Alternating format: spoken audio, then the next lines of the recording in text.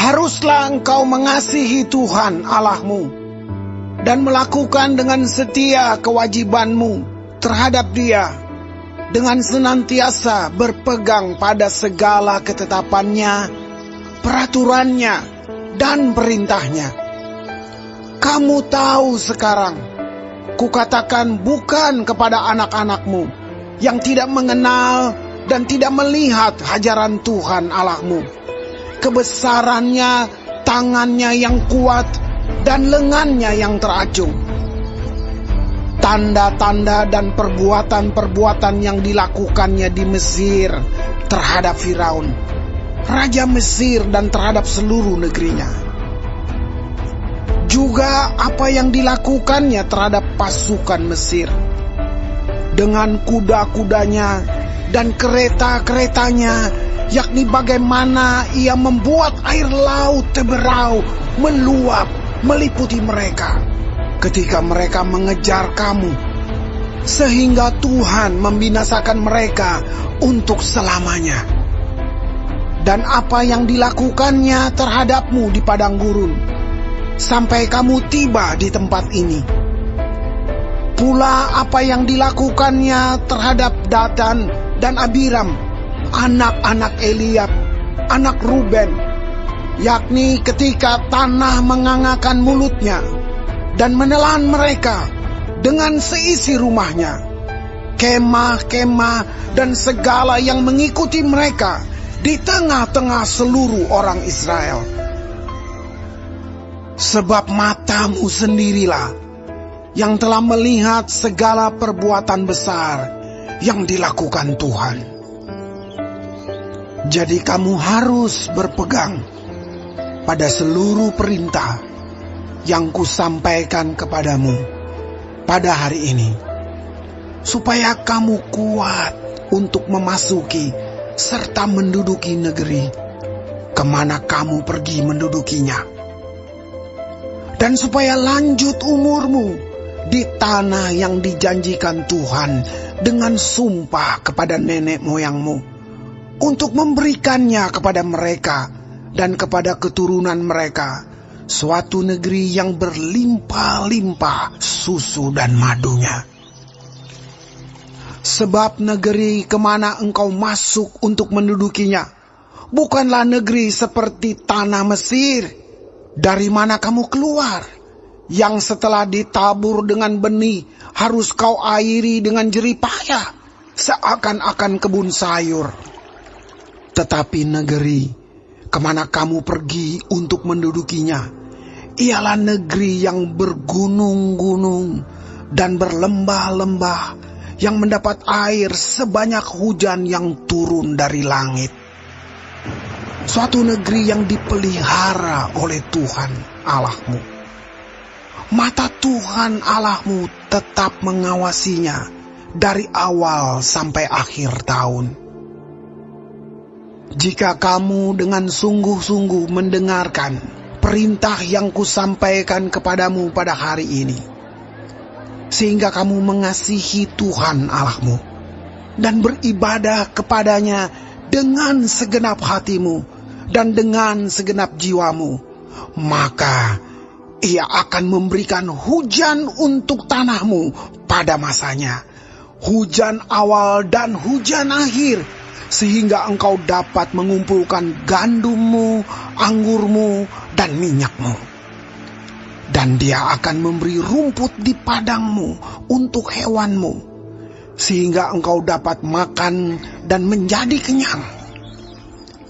Hati-hatilah, supaya jangan hatimu terbujuk, sehingga kamu menyimpang dengan beribadah kepada Allah lain dan sujud menyembah kepadanya. Jika demikian, maka akan bangkitlah murka Tuhan terhadap kamu, dan Ia akan menutup langit, sehingga tidak ada hujan dan tanah tidak mengeluarkan hasil.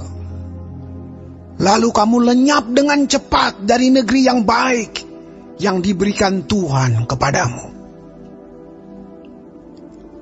Tetapi kamu harus menaruh perkataanku ini dalam hatimu dan dalam jiwamu, Kamu harus mengikatkannya sebagai tanda pada tanganmu, dan haruslah itu menjadi lambang di dahimu. Kamu harus mengajarkannya kepada anak-anakmu dengan membicarakannya apabila engkau duduk di rumahmu, dan apabila engkau sedang dalam perjalanan, apabila engkau berbaring, dan apabila engkau bangun.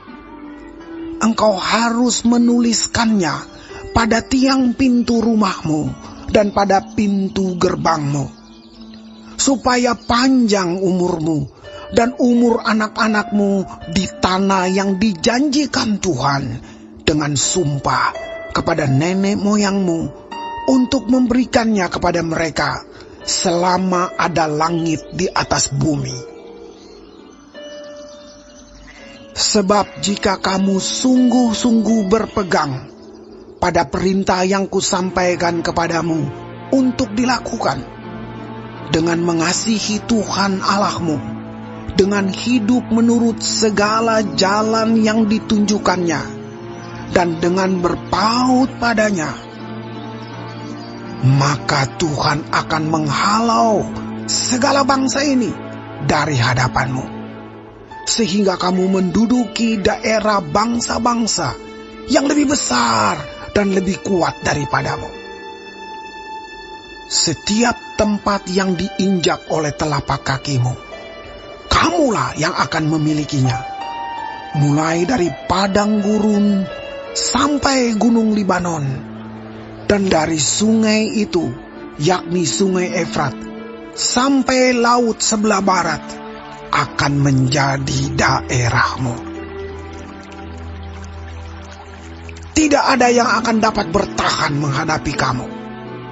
Tuhan Allahmu akan membuat seluruh negeri yang kau injak itu menjadi gemetar dan takut kepadamu, seperti yang dijanjikan Tuhan kepadamu. Lihatlah, aku memperhadapkan kepadamu pada hari ini berkat dan kutuk. Berkat apabila kamu mendengarkan perintah Tuhan Allahmu yang kusampaikan kepadamu pada hari ini. Dan kutuk jika kamu tidak mendengarkan perintah Tuhan Allahmu dan menyimpang dari jalan yang kuperintahkan kepadamu pada hari ini, dengan mengikuti Allah lain yang tidak kamu kenal.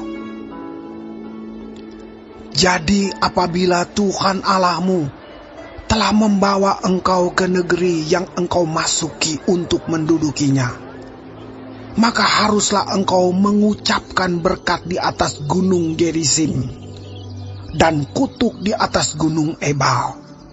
Bukankah keduanya terletak di sebelah barat sungai Yordan, di belakang jalan raya sebelah matahari terbenam, di negeri orang Kanaan yang diam di Araba Yordan, di tentangan Gilgal, dekat pohon-pohon tarbantin di More? Sebab kamu ini sebentar lagi hendak menyeberangi sungai Yordan untuk memasuki dan menduduki negeri yang diberikan kepadamu oleh Tuhan Allahmu. Dan bila kamu akan menduduki dan mendiaminya, maka haruslah kamu melakukan dengan setia segala ketetapan dan peraturan yang kupaparkan kepadamu pada hari ini.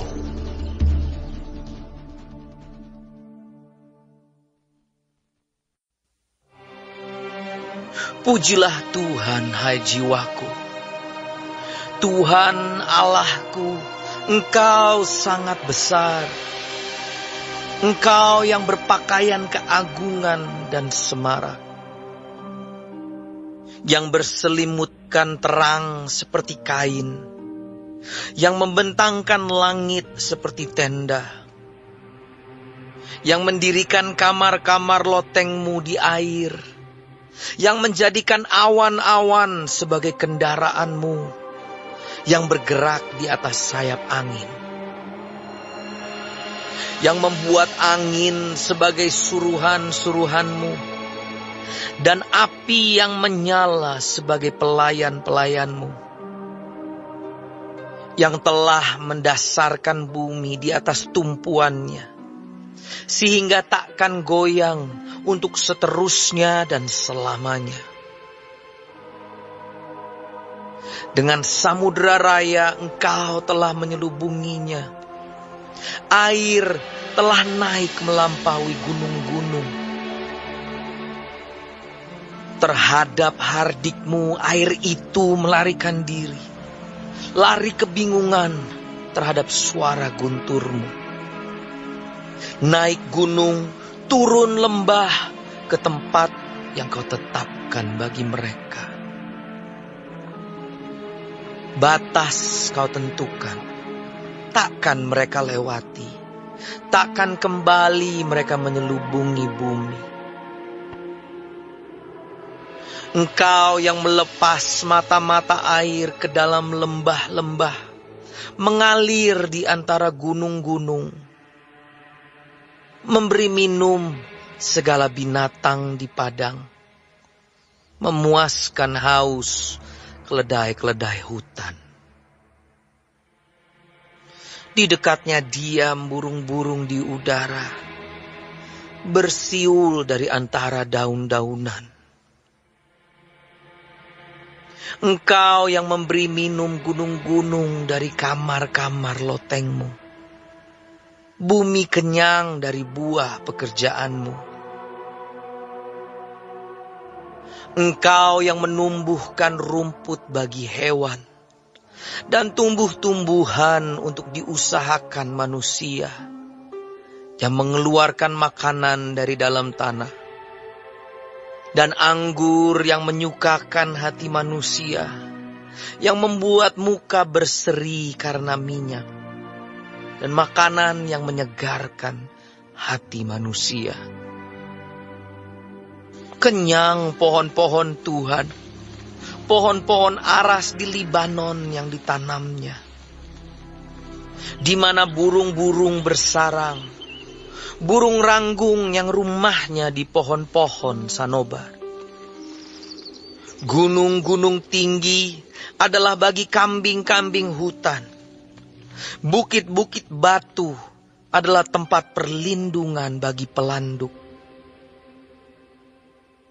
Engkau yang telah membuat bulan menjadi penentu waktu, matahari yang tahu akan saat terbenamnya. Apabila engkau mendatangkan gelap, maka hari pun malamlah. Ketika itulah bergerak segala binatang hutan.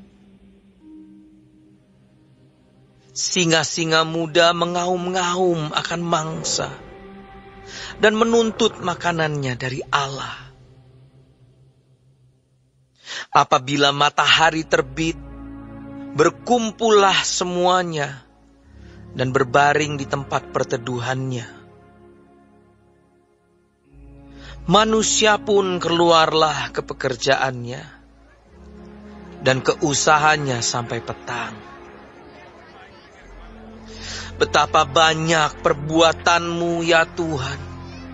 Sekaliannya kau jadikan dengan kebijaksanaan. Bumi penuh dengan ciptaanmu. Lihatlah laut itu. Besar dan luas wilayahnya. Di situ bergerak, tidak terbilang banyaknya. Binatang-binatang yang kecil dan besar. Di situ kapal-kapal berlayar dan lewiatan yang telah kau bentuk untuk bermain dengannya. Semuanya menantikan engkau supaya diberikan makanan pada waktunya. Apabila engkau memberikannya, mereka memungutnya. Apabila engkau membuka tanganmu, mereka kenyang oleh kebaikan. Apabila engkau menyembunyikan wajahmu, mereka terkejut. Apabila engkau mengambil roh mereka, mereka mati binasa dan kembali menjadi debu. Apabila Engkau mengirim roh-Mu, mereka tercipta dan Engkau membaharui muka bumi. Biarlah kemuliaan Tuhan tetap untuk selama-lamanya. Biarlah Tuhan bersuka cita karena perbuatan-perbuatannya. Dia yang memandang bumi sehingga bergentar, yang menyentuh gunung-gunung sehingga berasap.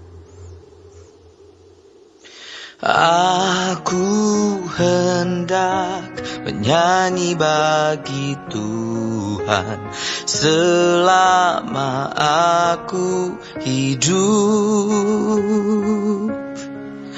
Aku hendak bermazmur bagi Allahku selagi aku ada.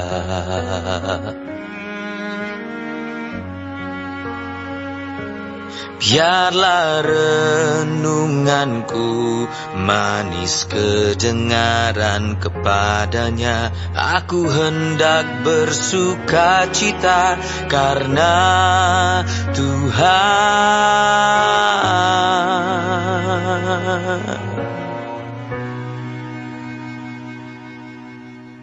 Biarlah habis orang-orang berdosa dari bumi.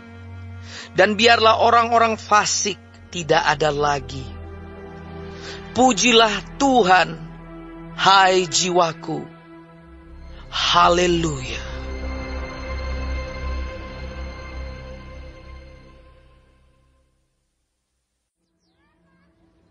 Orang benar diselamatkan dari kesukaran, lalu orang fasik menggantikannya. Dengan mulutnya orang fasik membinasakan sesama manusia, tetapi orang benar diselamatkan oleh pengetahuan. Bila orang benar mujur, beria-rialah kota, dan bila orang fasik binasa, gemuruhlah sorak-sorai. Berkat orang jujur memperkembangkan kota, tetapi mulut orang fasik meruntuhkannya. Kemudian Yesus masuk lagi ke rumah ibadat. Di situ ada seorang yang mati sebelah tangannya. Mereka mengamat-amati Yesus kalau-kalau ia menyembuhkan orang itu pada hari Sabat, supaya mereka dapat mempersalahkan dia. Kata Yesus kepada orang yang mati sebelah tangannya itu, "Mari, berdirilah di tengah." Kemudian katanya kepada mereka, "Manakah yang diperbolehkan pada hari Sabat? Berbuat baik atau berbuat jahat? Menyelamatkan nyawa orang atau membunuh orang?" Tetapi mereka itu diam saja. Ia berduka cita karena kedegilan mereka, dan dengan marah ia memandang sekelilingnya kepada mereka. Lalu ia berkata kepada orang itu, "Ulurkanlah tanganmu." Dan ia mengulurkannya. Maka sembuhlah tangannya itu. Lalu keluarlah orang-orang Farisi dan segera bersekongkol dengan orang-orang Herodian untuk membunuh dia. Kemudian Yesus dengan murid-muridnya menyingkir ke danau, dan banyak orang dari Galilea mengikutinya, juga dari Yudea, dari Yerusalem, dari Idumea, dari seberang Yordan, dan dari daerah Tirus dan Sidon datang banyak orang kepadanya, sesudah mereka mendengar segala yang dilakukannya. Ia menyuruh murid-muridnya menyediakan sebuah perahu baginya karena orang banyak itu, supaya mereka jangan sampai menghimpitnya. Sebab ia menyembuhkan banyak orang, sehingga semua penderita penyakit berdesak-desakan kepadanya, hendak menjamahnya. Bila mana roh-roh jahat melihat dia, mereka jatuh tersungkur di hadapannya dan berteriak, "Engkaulah anak Allah!" Tetapi ia dengan keras melarang mereka memberitahukan siapa dia. Kemudian naiklah Yesus ke atas bukit. Ia memanggil orang-orang yang dikehendakinya, dan mereka pun datang kepadanya. Ia menetapkan 12 orang untuk menyertai dia dan untuk diutusnya memberitakan Injil, dan diberinya kuasa untuk mengusir setan. Ke-12 orang yang ditetapkannya itu ialah Simon yang diberinya nama Petrus, Yakobus anak Zebedeus, dan Yohanes saudara Yakobus, yang keduanya diberinya nama Boanerges, yang berarti anak-anak guru. Selanjutnya Andreas, Filipus, Bartolomeus, Matius, Thomas, Yakobus anak Alfeus, Tadeus, Simon orang Zelot, dan Yudas Iskariot yang mengkhianati dia. Kemudian Yesus masuk ke sebuah rumah. Maka datanglah orang banyak berkerumun pula, sehingga makan pun mereka tidak dapat. Waktu kaum keluarganya mendengar hal itu, mereka datang hendak mengambil dia, sebab kata mereka, ia tidak waras lagi. Dan ahli-ahli Taurat yang datang dari Yerusalem berkata, ia kerasukan Beelzebul. Dan dengan penghulu setan, ia mengusir setan. Yesus memanggil mereka, lalu berkata kepada mereka dalam perumpamaan, bagaimana iblis dapat mengusir iblis? Kalau suatu kerajaan terpecah-pecah, kerajaan itu tidak dapat bertahan. Dan jika suatu rumah tangga terpecah-pecah, rumah tangga itu tidak dapat bertahan. Demikianlah juga kalau iblis berontak melawan dirinya sendiri, dan kalau ia terbagi-bagi, ia tidak dapat bertahan, melainkan sudahlah tiba kesudahannya. Tetapi tidak seorang pun dapat memasuki rumah seorang yang kuat untuk merampas harta bendanya, apabila tidak diikatnya dahulu orang kuat itu.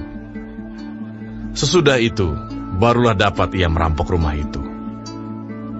Aku berkata kepadamu, sesungguhnya semua dosa dan hujat anak-anak manusia akan diampuni. Ya, semua hujat yang mereka ucapkan. Tetapi apabila seorang menghujat Roh Kudus, ia tidak mendapat ampun selama-lamanya, melainkan bersalah karena berbuat dosa kekal. Ia berkata demikian karena mereka katakan bahwa ia kerasukan roh jahat. Lalu datanglah ibu dan saudara-saudara Yesus. Sementara mereka berdiri di luar, mereka menyuruh orang memanggil dia. Ada orang banyak duduk mengelilingi dia.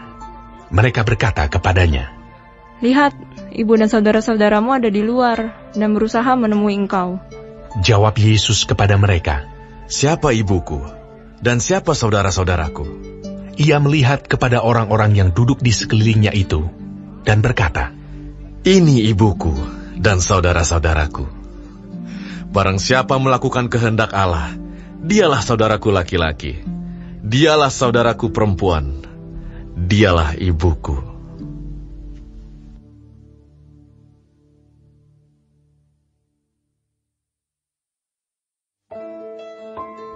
Adakah kami mulai lagi memujikan diri kami? Atau perlukah kami seperti orang-orang lain, menunjukkan surat pujian kepada kamu, atau dari kamu? Kamu adalah surat pujian kami, yang tertulis dalam hati kami, dan yang dikenal, dan yang dapat dibaca oleh semua orang. Karena telah ternyata bahwa kamu adalah surat Kristus, yang ditulis oleh pelayanan kami. Ditulis bukan dengan tinta, tetapi dengan roh dari Allah yang hidup. Bukan pada loh-loh batu, melainkan pada loh-loh daging, yaitu di dalam hati manusia. Demikianlah besarnya keyakinan kami kepada Allah oleh Kristus. Dengan diri kami sendiri, kami tidak sanggup untuk memperhitungkan sesuatu seolah-olah pekerjaan kami sendiri. Tidak, kesanggupan kami adalah pekerjaan Allah. Ialah membuat kami juga sanggup menjadi pelayan-pelayan dari suatu perjanjian baru, yang tidak terdiri dari hukum yang tertulis, tetapi dari roh. Sebab hukum yang tertulis mematikan, tetapi roh menghidupkan. Pelayanan yang memimpin kepada kematian, terukir dengan huruf pada loh-loh batu. Namun demikian, kemuliaan Allah menyertainya waktu ia diberikan. Sebab sekalipun pudar juga, cahaya muka Musa begitu cemerlang, sehingga mata orang-orang Israel tidak tahan menatapnya. Jika pelayanan itu datang dengan kemuliaan yang demikian, betapa lebih besarnya lagi kemuliaan yang menyertai pelayanan roh. Sebab, jika pelayanan yang memimpin kepada penghukuman itu mulia, betapa lebih mulianya lagi pelayanan yang memimpin kepada pembenaran. Sebenarnya apa yang dahulu dianggap mulia, jika dibandingkan dengan kemuliaan yang mengatasi segala sesuatu ini, sama sekali tidak mempunyai arti. Sebab jika yang pudar itu disertai dengan kemuliaan, betapa lebihnya lagi yang tidak pudar itu disertai kemuliaan. Karena kami mempunyai pengharapan yang demikian, maka kami bertindak dengan penuh keberanian. Tidak seperti Musa yang menyelubungi mukanya, supaya mata orang-orang Israel jangan melihat hilangnya cahaya yang sementara itu. Tetapi pikiran mereka telah menjadi tumpul, sebab sampai pada hari ini, selubung itu masih tetap menyelubungi mereka, jika mereka membaca perjanjian lama itu tanpa disingkapkan, karena hanya Kristus saja yang dapat menyingkapkannya. Bahkan sampai pada hari ini, setiap kali mereka membaca kitab Musa, ada selubung yang menutupi hati mereka. Tetapi apabila hati seorang berbalik kepada Tuhan, maka selubung itu diambil daripadanya. Sebab Tuhan adalah roh, dan di mana ada roh Allah, di situ ada kemerdekaan. Dan kita semua mencerminkan kemuliaan Tuhan dengan muka yang tidak berselubung. Dan karena kemuliaan itu datangnya dari Tuhan yang adalah roh, maka kita diubah menjadi serupa dengan gambar dalam kemuliaan yang semakin besar.